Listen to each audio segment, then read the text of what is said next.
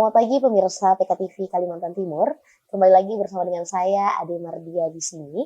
Dan hari ini kita akan melakukan talk show seperti biasa dengan narasumber yang tentunya luar biasa yang sudah ada tepat di samping saya. Ada Bapak Rasman, Ya. Kepala Bidang Peningkatan prestasi olahraga Dinas Pemuda Olahraga Provinsi Kalimantan Timur. Apa kabar Bapak? Baik, Alhamdulillah sehat Bapak ya. Alhamdulillah sehat juga. Jadi terima kasih Bapak ya sudah meluangkan waktunya untuk berbincang dengan kami di hari ini. Bapak, seperti yang kita ketahui, Provinsi Kalimantan Timur memiliki peluang yang besar di dunia keolahragaan. Seperti kan beberapa kali sudah mendapatkan juara ya.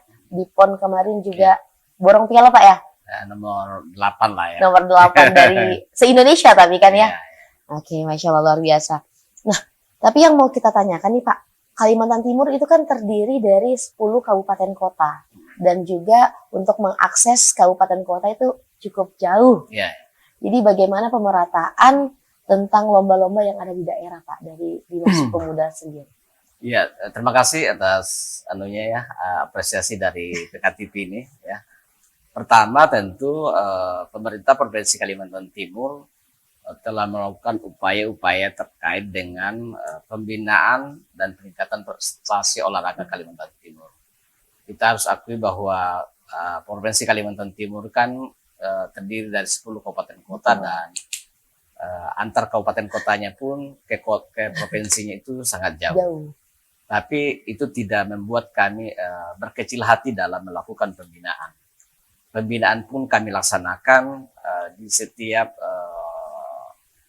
agenda tahunan, dan itu sifatnya dalam artian bahwa kejuaraan yang kita laksanakan dalam bentuk kejuaraan Provinsi Kalimantan Timur. Nah, kalau kita melaksanakan kejuaraan Provinsi Kalimantan Timur, tentu yang datang ke sini mewakili kabupaten kota masing-masing.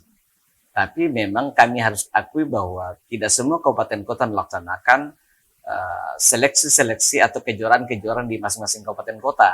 Itu menjadi kendala utama.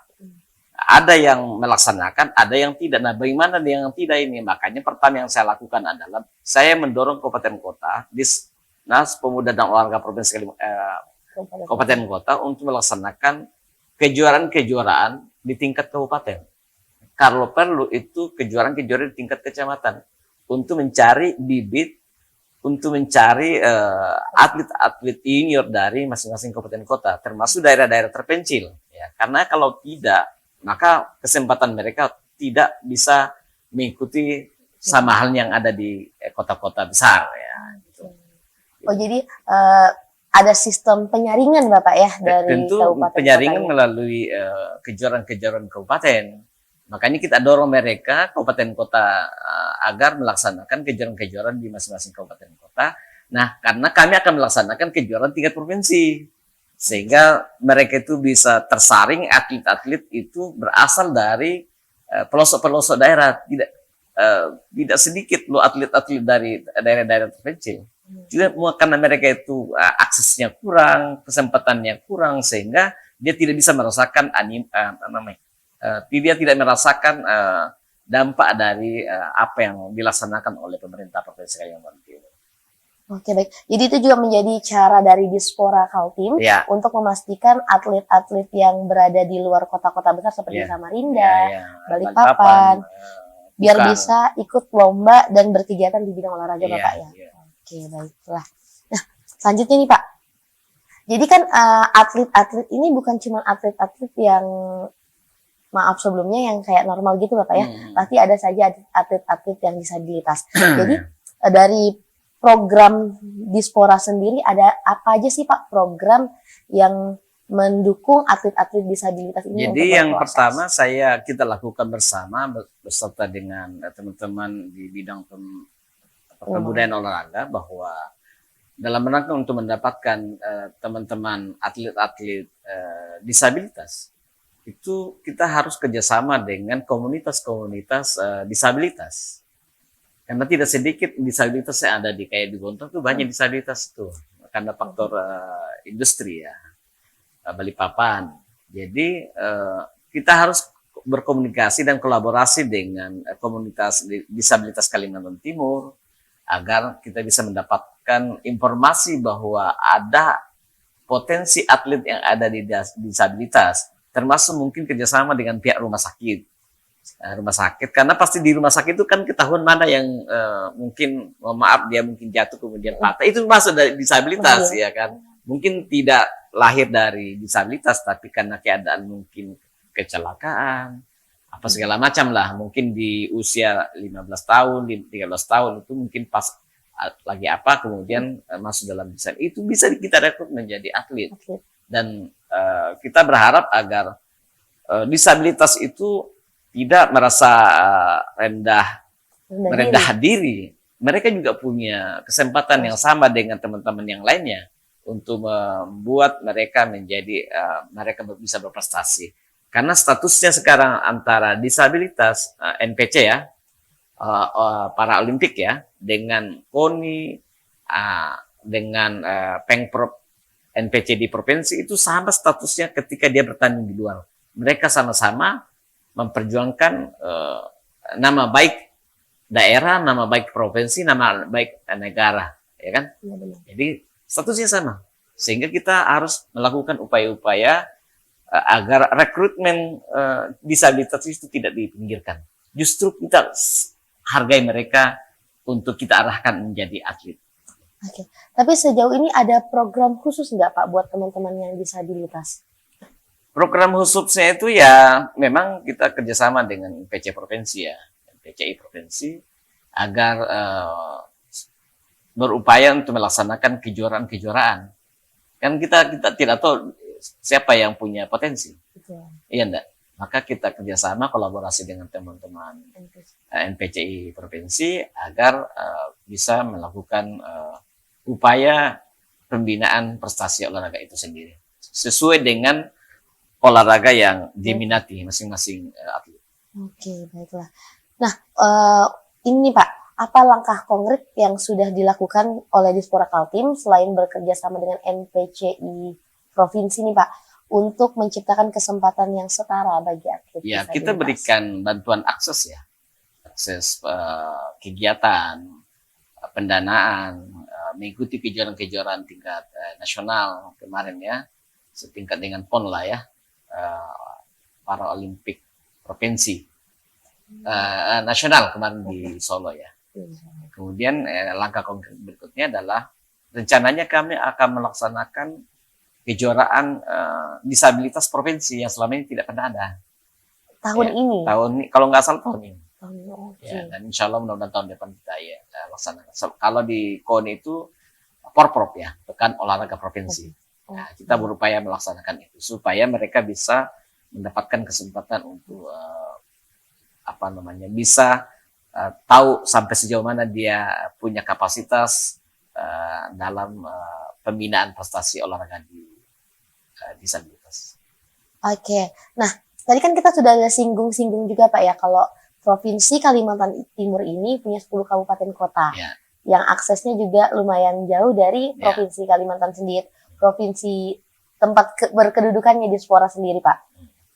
Nah, bagaimana cara Dispora untuk mencari dan juga menilai atlet muda yang berbakat dari daerah-daerah kecil yang mungkin nggak terlalu dikenal nih, Pak? Ya ini menjadi PR kita bersama, PR provinsi, PR Dispora, kabupaten kota, PR pengurus provinsi, pengurus kabupaten kota masing-masing cabang olahraga untuk melakukan talent scouting, pembibitan olahraga di masing-masing kabupaten kota.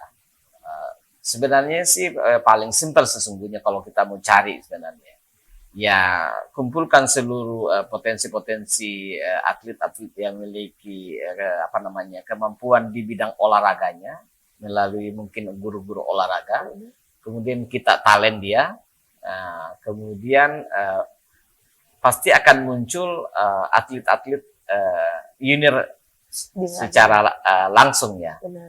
Kemudian ya hadirkan pengurus provinsinya melalui bidang BIMPRES ya, pembinaan prestasi di masing-masing cabang olahraga. Pasti ketahuan mana yang layak dan mana yang tidak. dan dengan sentuhan teknologi, dengan sentuhan ahli-ahli olahraga, guru-guru olahraga, mungkin akademisi lah ya, di talent mereka-mereka itu agar muncul, agar ketahuan mana yang bisa di menembak, bisa di renang, bisa di atletik, di sepak bola. Nah, salah satu upaya yang kita lakukan saat nanti ini adalah tahun 2025 kita akan melaksanakan kejuaraan sepak bola usia dini. 2025 Bapak ya? Yang kami kemarin sudah kita laksanakan usia dini juga, usia 13-15. Kan kelihatan tuh, oh ini yang mesti harus kita perhatikan. Ini yang mesti harus kita lakukan melakukan pembinaan secara intensif ya. Karena itu kalau muncul atlet itu dari daerah-daerah, itu menjadi kebahagiaan tersendiri buat keluarganya, tetangganya, daerahnya itu sendiri, karena dia mampu masuk ke ranah kejuaraan di tingkat provinsi. Nah, tahun depan kita akan laksanakan, kita putar kejuaraan U13, U15, mudah-mudahan bisa U17 ya, agar muncul atlet-atlet junior dari sepak bola. Tapi sebenarnya kenapa sepak bola kita laksanakan? Karena sepak bola ini adalah olahraga pertama sport industri, kemudian kedua memang diminati oleh masyarakat, sudah olahraga yang familiar dan paling digemari oleh masyarakat. Kemudian ketika karena ini olahraga beregu, olahraga yang melibatkan banyak orang, maka targetnya ketika dia mungkin mentok dia di olahraga sepak bola, bisa lari ke cabang-cabang olahraga lainnya. Nah, itu target kita, karena kan speednya udah bagus, karakternya udah bagus, tingkat kesehatan dan kebugarannya sudah ada, ya kan. Tinggal bagaimana mengarahkan, apakah dia tetap di bola atau di cabang-cabang olahraga lain, gitu. Ya. Paham, Pak. Nah, apa juga nih Pak yang bisa dilakukan sama atlet muda dari daerah yang memiliki potensi untuk bisa mendapatkan perhatian lebih untuk berkembang? Ya, kasih kesempatan, begitu dia mungkin juara di tingkat kabupaten, maka kasih kesempatan untuk masuk ke ranah provinsi, untuk ikut di kejuaraan-kejuaraan provinsi. Karena ketika dia sudah masuk di provinsi kan atas nama daerah tuh sudah ya. Ketika sudah mengatasnamakan daerah, maka kesempatan besar buat anak-anak ini untuk kita lakukan pembinaan secara sistematis, secara berkelanjutan, dan tentu ini sudah menjadi target kita untuk dilakukan pembinaan untuk ke jenjang nasional dan internasional. Nih, kita geser nih Pak ke tentang pertanyaan untuk Dispora ini, dan Bapak pasti kan bisa jawab karena perwakilan dari Dispora Pak ya. Silakan. Nah, program utama Dispora Kaltim nih Pak dalam pengembangan pemuda. Pengembangan pemuda. Iya, ada nggak sih program khusus dari Dispora Kaltim yang lagi fokus banget nih dalam mengembangkan pemuda di bidang olahraga? Ya, sebenarnya sih saya kan dulu dia di bidang pengembangan pemuda ya. Kita lakukan sekarang ini adalah perhatian kita kepada kepemimpinan dan kewirausahaan. Kepemimpinan itu tentu melibatkan organisasi-organisasi organ kepemudaan, organ kampus, dan OSIS di tingkat masing-masing kabupaten kota ya. Dan itu kita sudah laksanakan tahun ini berkisaran sekitar kurang lebih 3.500. Dan itu sudah merasuk pada tataran pembinaan wirausaha itu pada sektor-sektor yang dibutuhkan di masing-masing kabupaten kota. Contoh mamanya YouTuber, contohnya ya, kemudian digital marketing, kemudian menyesuaikan dengan kebutuhan-kebutuhan yang dibutuhkan oleh masing-masing kabupaten kota, mamanya daerah-daerah perikanan, nah, kita pengolahan ikan, ya kan. Kemudian di daerah-daerah contoh mamanya pertanian, atau mungkin kalau di kota ini fotografer, ya, kemudian digital marketing, ya, kemudian banyak yang kita lakukan, tapi bukan kami yang mendorongkan, kami hanya memfasilitasi, kami hanya minta kepada masing-masing kabupaten kota program apa yang mesti harus kami laksanakan di sini. Karena kalau kami yang apa namanya kami yang minta ini siapa tahu tidak sesuai dengan kebutuhan. Sehingga kami melakukan upaya ini bukan berdasarkan kami harus intervensi, tidak, tapi kami minta kepada mereka di kabupaten kota program apa dan pelatihan apa yang dibutuhkan di masing-masing kabupaten kota. Oke, baiklah. Mungkin kita tahan dulu Bapak, karena kita akan kembali sesaat lagi tetap di PKTV Kalimantan Timur.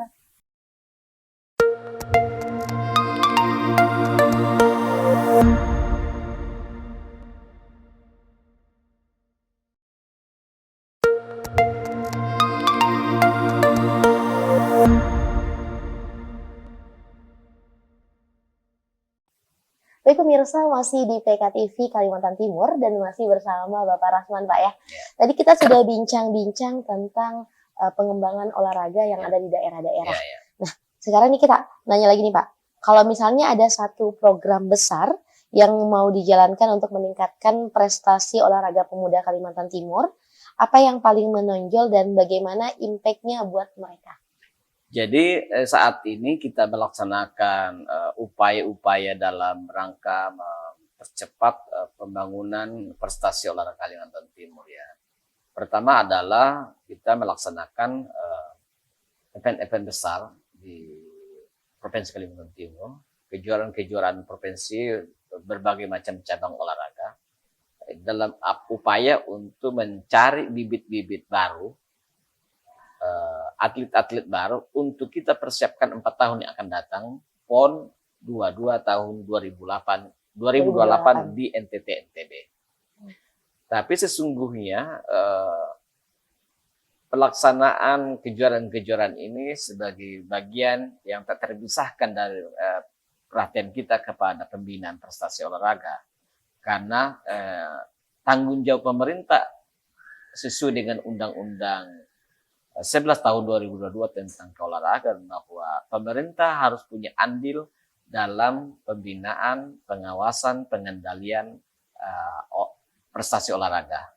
Ditunjang dengan berbagai macam peraturan terkait dengan desain besar olahraga nasional. Nah, upaya ini tidak mungkin tidak datang dari pemerintah provinsi.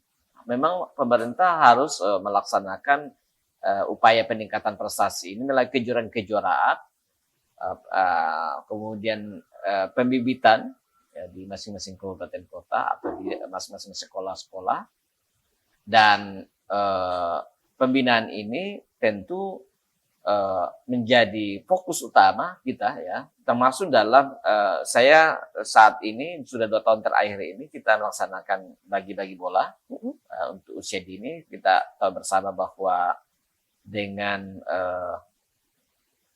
kehadiran Sintayong, pelatih nasional timnas, itu ternyata membawa dampak terhadap sepak bola Indonesia. Nah, ditunjang dengan Perpres nomor 3 tahun 2019 tentang percepatan instruksi Presiden tentang percepatan pembangunan sepak bola nasional. Dari hasil timnas saat ini, 2 tahun terakhir ini, memang luar biasa dampaknya. Apa yang terjadi coba? Sekarang ini sekolah sepak bola yang ada di Kalimantan Timur yang sudah terdaftar di PSSI Kalimantan Timur itu sudah sekitar 300 SSB. Sekolah sepak bola. Sekolah sepak bola. Itu artinya bahwa ini dampak Sintayong beserta dengan naturalisasi itu membuat mereka berduyun-duyun menyekolahkan anaknya di klub-klub atau di akademi-akademi atau di sekolah-sekolah sepak bola. Dan memang dampaknya luar biasa memang. Makanya kami laksanakan kejuaraan-kejuaraan itu. Usia 13, usia 15. Nanti tahun depan kami malah putar di masing-masing kabupaten kota. Ini upaya dalam rangka melakukan upaya-upaya pembibitan olahraga Provinsi Kalimantan Timur. Oke. Tadi Bapak ada bilang Pak bagi-bagi bola ya? Ya. Nah, bagaimana sih Pak sistem dari program bagi-bagi bola yang tadi Bapak maksud? Ya, bagi-bagi bola ini kan upaya agar anak-anak itu, SSB itu atau sekolah-sekolah itu tidak lagi membeli bola kan. Nah, kemudian bukan hanya bola, ada juga bola voli. Ya, kadang kan bola voli juga ini animo masyarakatnya luar biasa ketika ada pertandingan kan. Bahkan di kampung-kampung pun ramai itu olahraga bola voli. Benar. Dan bola basket. Makanya karena 3 cabang olahraga ini, walaupun prestasinya tidak seperti di Jawa, tapi ini dalam rangka untuk mendukung upaya sport industri. Karena sport industri itu bukan hanya prestasi yang diperhatikan, tapi di situ ada jersey, di situ ada tiket, di situ ada komunitas UMKM. Jadi kita laksanakan olahraga sepak bola ini dampaknya akses ekonominya meningkat. Nah, ada UMKM di situ, ada jual jersey, di situ ada alat olahraga, ada jasa nonton, apa namanya, tiket ya gitu ya. Jadi multi efeknya tuh tinggi sekali ketika 3 cabang olahraga kita laksanakan. Nanti akan merembet ke cabang-cabang olahraga lain. Karena kan kalau di luar negeri, coba lihat kalau di luar negeri, apa saja industri, olahraga apa saja penontonnya banyak. Kenapa? Karena sudah berkualitas. Nah di Indonesia ini kita arahkan agar setiap kejuaraan itu betul-betul wasitnya, atletnya, penyelenggaranya itu harus berkualitas sehingga masyarakat itu asik untuk nonton. Benar. Nah, termasuk kami laksanakan kemarin kejuaraan 3-on-3 basket di mall. Di mall mana? Di mall, Big Mall. Oh, di Big Mall sama Ya, Indah berarti. Iya. Tidak nonton kan. Itu animo masyarakat itu luar biasa. Kenapa? Baru kali ini kita laksanakan kejuaraan 3-on-3 basket di mall. Ya. Kalau seandainya mall itu tidak besar biaya sewanya, saya arahkan terus ke situ. Ya, karena kan mempertemukan olahraga itu dengan ekonomi itu memang satu sejalan, seiring dan sejalan sesuai dengan amanah Undang-Undang 11 tahun 2022 tentang olahraga. Oke. Sejauh ini nih Pak, dari Dispora Kaltim sendiri, apa sih program yang betul-betul melirik dari teman-teman pemuda untuk meningkatkan minat mereka di dunia olahraga? Banyak sekali sesungguhnya, tapi kalau kita melihat dari sisi cabang olahraganya ya, cabang olahraga apa saja sesungguhnya, maksudnya cabang olahraga apa saja yang diminati. Hampir rata-rata ya cabang olahraga yang diminati itu sudah merasuk ke seluruh elemen anak-anak saat ini. Bola ya jelasnya bola, bela diri yang paling banyak. Ada silat yang paling banyak, kemudian taekwondo, karate, sekarang ada namanya jiu-jitsu, ya, gulat. Gulat ini sebenarnya prestasi kita di Kaltim luar biasa. Cuma memang masih terbatas, belum kabupaten kota yang ada pelatihan-pelatihan gulat yang ada di kabupaten kota. Tapi kita sih berharap agar gulat ini bisa masuk ke kabupaten kota masing-masing. Sehingga karena gulat Kalimantan Timur kan selalu diandalkan di setiap PON ya. Bukan hanya PON, SEA Games juga iya, Asian Games juga iya. Ya. Nah, ini kita masuk nih Pak tadi ke SDM. Tentang kepemudaan ya. Ya. Kan sebelumnya Bapak juga di pengembangan pemuda Pak ya. Iya. Nah di Kalimantan Timur nih kan pemuda memiliki potensi yang besar sekali nih Pak. Tapi kadang sering banget tuh kurangnya difasilitasi sama pemerintah. Menurut Bapak, tantangan terbesar dalam mengembangkan sumber daya manusia pemuda di sini apa aja sih Pak? Sebenarnya tidak juga. Kita sudah mulai fasilitasi, sudah 2-3 tahun terakhir kita sudah fasilitasi. Cuma belum terakses semuanya.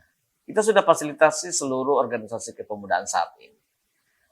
Memang harus diakui saat sekarang ini pemuda ini tidak juga sih kita pesimis ya. Tapi yang kita harapkan sekarang ini adalah pemuda-pemuda usia produktif 16-30 tahun itu saat ini memang lebih banyak kepada sesuatu yang sifatnya instan. Nah ini yang harus kita hindari. Bagaimana caranya? Ya ikut serta dalam organisasi kepemudaan. Karena kalau kita sudah aktif di organisasi kepemudaan itu, tentu dampak positif yang bisa kita rasakan ya. Kamu kan aktivis juga.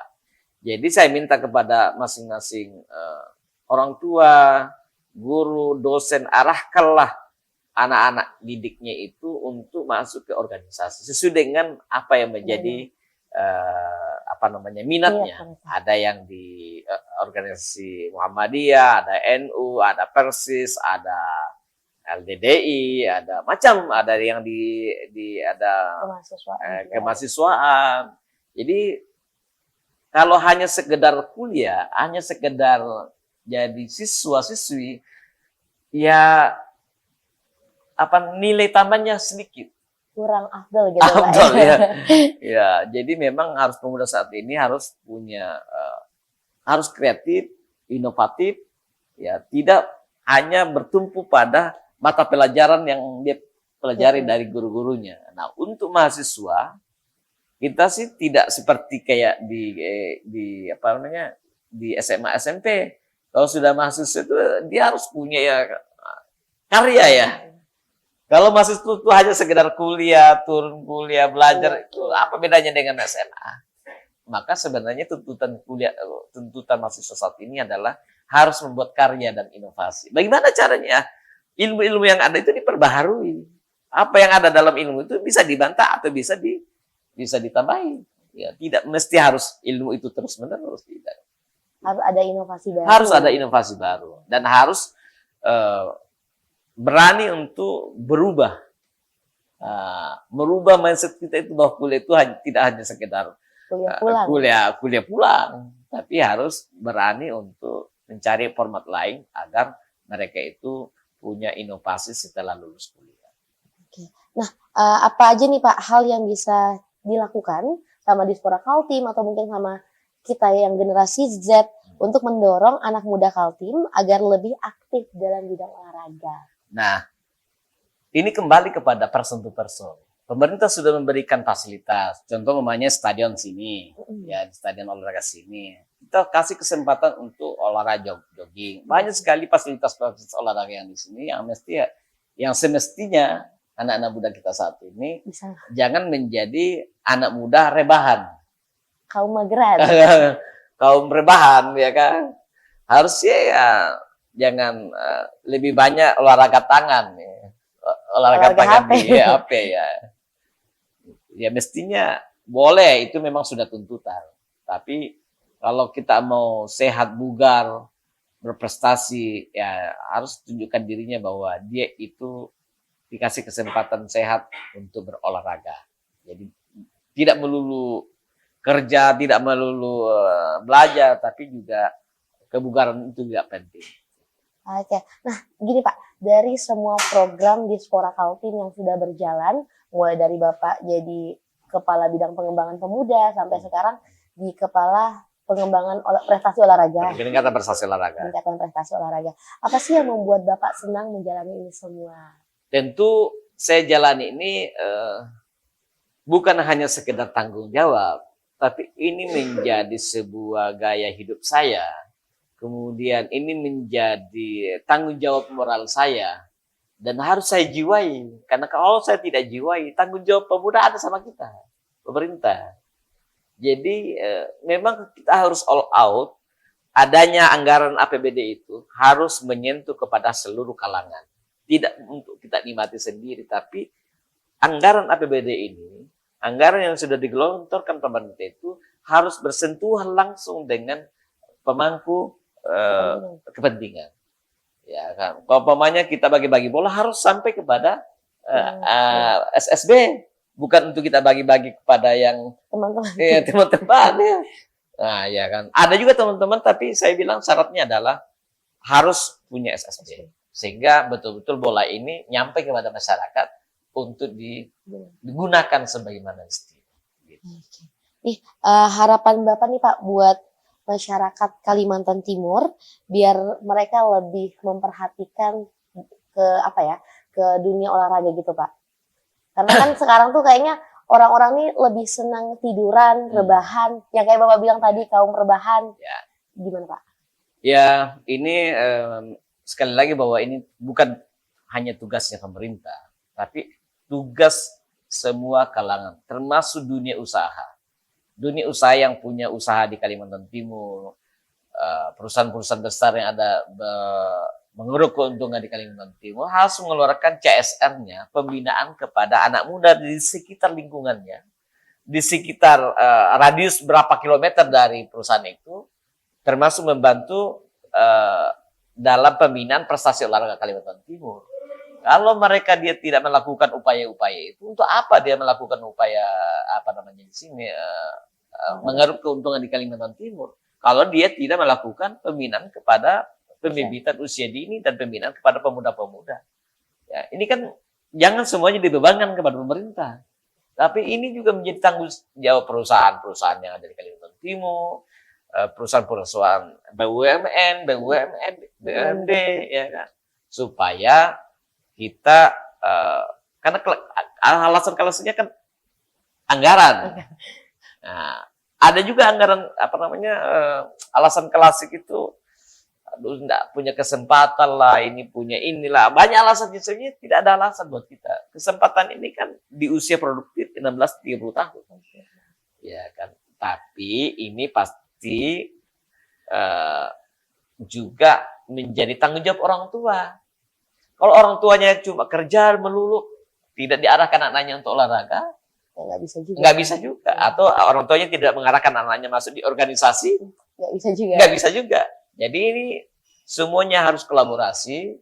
Pemerintah hanya mendengarkan masukan-masukan dari masyarakat untuk kita ramu untuk menjadi sebuah kebijakan. Kebijakan untuk di bidang kepemudaan dan kebijakan untuk di bidang olahraga.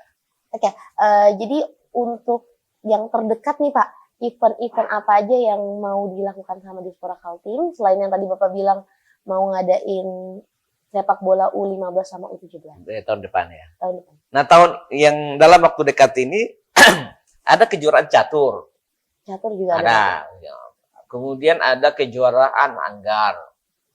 Kemudian ada kejuaraan karate, taekwondo, dan squash. Itu mau diadakan di tahun 2025 nanti? 2024 ini. Akhir tahun ini. Oke, ya. Sebentar lagi. Sebentar lagi ya. Banyak sekali agenda yang kita lakukan.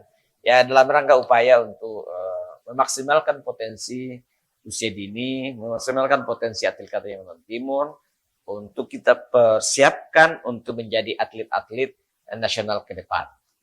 Oke, baik. Ini mungkin terakhir Bapak, kalau misalnya ada satu pesan nih yang mau Bapak sampaikan untuk masyarakat Kalimantan Timur terkait gimana sih mereka bisa meningkatkan prestasi olahraga mereka. Pertama, saya tentu punya tanggung jawab besar terkait dengan pembinaan prestasi olahraga Kalimantan Timur. Adalah kepada masing-masing kabupaten kota untuk lebih memperhatikan pembibitan usia dini, tidak hanya bertumpu di kotanya sendiri, tapi harus mencari bibit-bibit di pinggiran-pinggiran kota, pinggiran-pinggiran kali, sungai, danau, laut, ya kan. Di sana tuh punya potensi-potensi. Cuma mereka belum ada kesempatan untuk ikut serta dalam pembinaan oleh pemerintah. Kemudian yang kedua, kepada pihak perusahaan-perusahaan besar di Kalimantan Timur yang melaksanakan usahanya di Kalimantan Timur agar melakukan upaya pembinaan pembudayaan olahraga dulu, kemudian pembinaan prestasi, dan berkomunikasi dengan pemerintah setempat agar kolaborasi ini menjadi satu tujuan dan satu harapan. Kemudian terakhir kepada orang tua, ya, guru-guru olahraga, agar lebih memperhatikan anak-anaknya, lebih memberikan dorongan kepada anak-anaknya untuk masuk ke ranah-ranah cabang-cabang olahraga yang diminati. Kalaupun dia tidak masuk ke cabang-cabang olahraga, minimal dia arahkan anaknya untuk ikut serta dalam olahraga-olahraga yang diminati masing-masing. Tidak harus berprestasi, karena kita tujuan olahraga itu bukan hanya prestasi, tapi tujuan olahraga salah satunya, prinsip olahraga itu adalah ada kesehatan, ada kebugaran, sehingga ketika mereka bugar mengurangi biaya subsidi kesehatan. Jadi multi efek ketika kita olahraga, dan ketika kita olahraga maka ada kebahagiaan tersendiri.